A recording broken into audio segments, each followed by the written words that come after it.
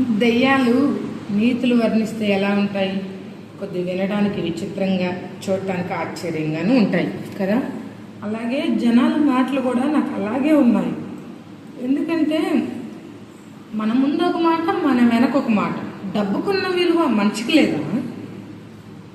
ఎవరికన్నా రోగం వస్తే కొంచెం సహాయం చేయరా అని అడిగితే, హాస్పిటల్కి వెళ్ళాలి లేకపోతే ఒంట్లో బాగోలేదు అని అంటే, నువ్వు మా దగ్గర లేవు అంటారు.